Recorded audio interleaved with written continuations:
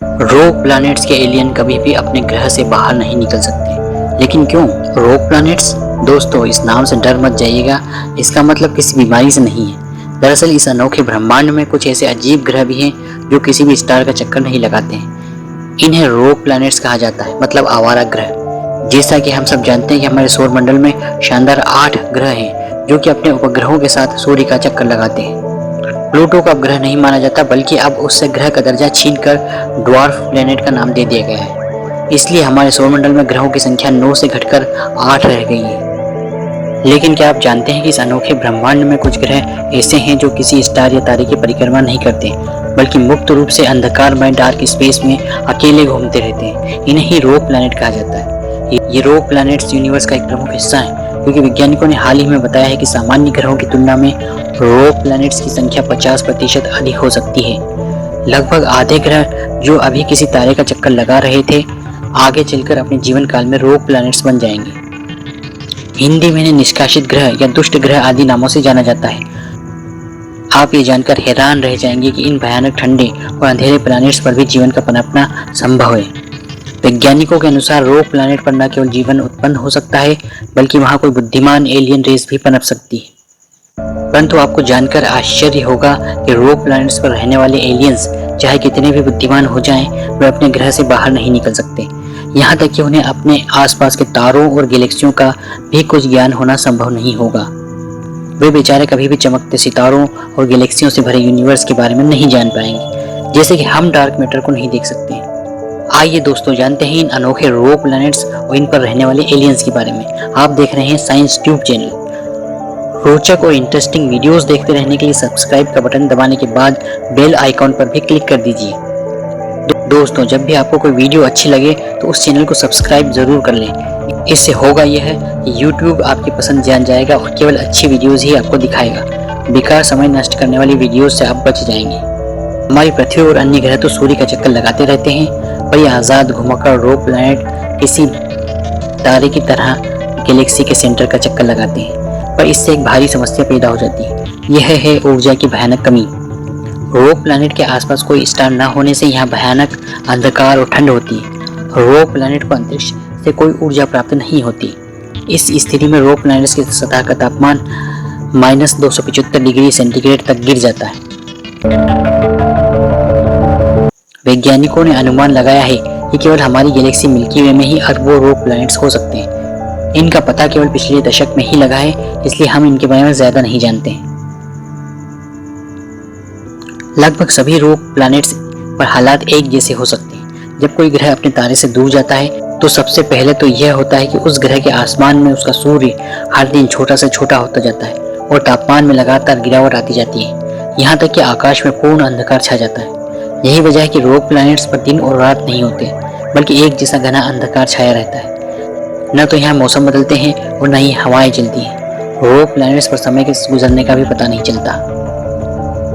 रोग प्लैनेट का समुद्र जमकर पूरी तरह से पत्थर की तरह सख्त हो जाता है, लेकिन फिर भी इन प्लैनेट्स पर जीवन पनप सकता है। लेकिन एक सवाल मन में आता है कि कोई ग्रह क्यों रोग प्लैनेट बन जाता है?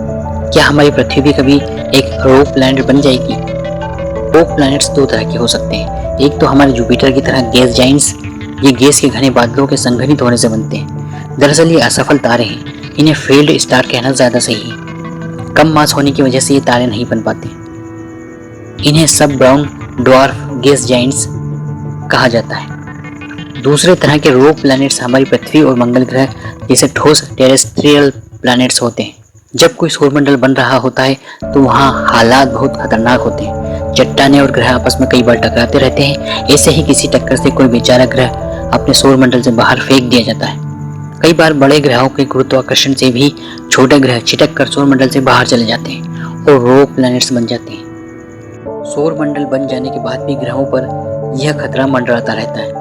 जब कोई ब्लैक होल या कोई बड़ा तारा सौरमंडल के पास से गुजरता है तो यह अपने भयानक गुरुत्वाकर्षण से ग्रहों को उनके सौरमंडल से बाहर खींच लेता है और इस तरह कई रोग प्लैनेट्स बन जाते हैं जिनका कोई तारा नहीं होता।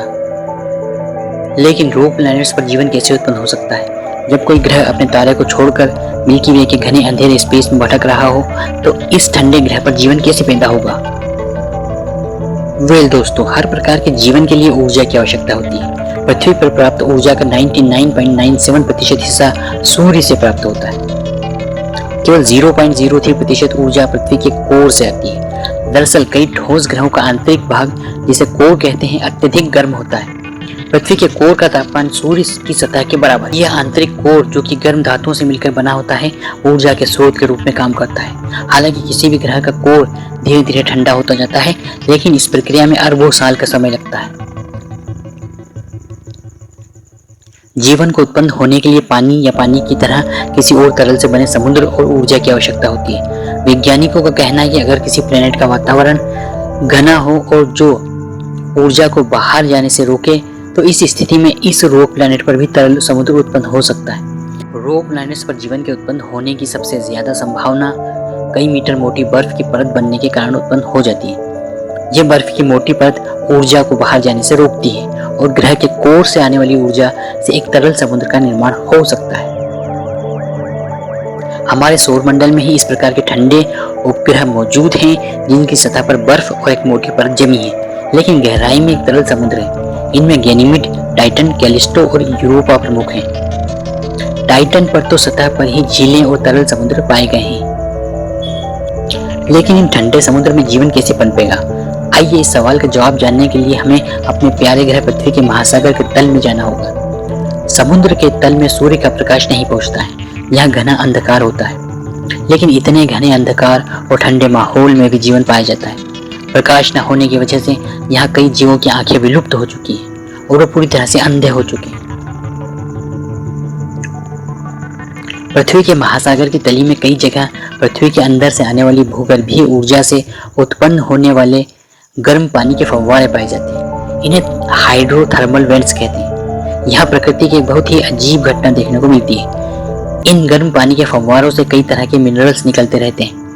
कई प्रकार के सूक्ष्म जीव इन मिनरल्स को खाते हैं और इन्हें ऑर्गेनिक पदार्थों में बदल देते हैं। कई छोटी मछलियां, केकड़े इन ऑर्गेनिक पदार्थों को खाते हैं। इसके बाद कई प्रकार के बड़े आकार के जीव इन मछलियों को खाकर ऊर्जा प्राप्त करते हैं। इस तरह से एक पूरा इकोसिस्टम वजूद में आ जाता है, जो कि सूर्य की ऊर्जा पर निर्भर नहीं करता है। ठंडे रोक प्लैनेट्स पर भी जीवन इसी तरह से उत्पन्न हो सकता है। इन्हीं प्राथमिक जीवों से विकसित होकर कोई बुद्धिमान एलियन प्रजाति भी उत्पन्न हो सकती है। रोक प्लैनेट्स के ये एलियंस कभी भी बाहर की दुनिया के बारे में नहीं जान पाएंगे, क्योंकि उनकी दुनिया में ऊर्जा की बहुत कमी होती है। ये एक बर्फीले समुद्र में रहते हैं और यह बर्फीला समुद्र कई किलोमीटर मोटी बर्फ की परत से ढका हुआ है। कम ऊर्जा होने की वजह से ये एलियंस धातुओं को गलाकर कोई भी औजार या टेक्नोलॉजी का आविष्कार नहीं कर पाएंगे। बिना धातुओं और टेक्नोलॉजी के सैकड़ों मीटर की बर्फ को खोदकर बाहर निकलना लगभग नामुमकिन है। ये एलियंस अत्यधिक कम तापमान में रहने के आदी होंगे। अगर कभी ये अपने स्पेसशिप लेकर किसी सौरमंडल में दाखिल होने की कोशिश भी करेंगे, तो वे तुरंत ही वाष्पीकृत हो जाएंगे, क्योंकि तारों से लगातार प्रकाश और गर्म सौर हवाएं और आयनित कण निकलते रहते हैं। अब प्रश्न आता है, क्या पृथ्वी भी कभी रोक प्लैनेट्स बन सकती है? अगर हमारे सौरमंडल के पास से कोई ब्लैक होल या बड़ा तारा गुजरे, तो यह ग्रहों के ऑर्बिट को डिस्टर्ब कर सकता है, जिससे कि हमारा ग्रह पृथ्वी सौरमंडल से बाहर जा सकता है और एक रोक प्लैनेट बन सकता है। हालांकि इस बात की संभावना बहुत कम है, क्योंकि तारों के बीच अत्यधिक दूरी होती है। ब्रह्मांड बहुत विशाल है।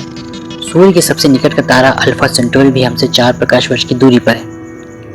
दोस्तों, क्या आप इस विषय पर कुछ कहना चाहते हैं? तो प्लीज नीचे कमेंट्स में हमें जरूर बताएं।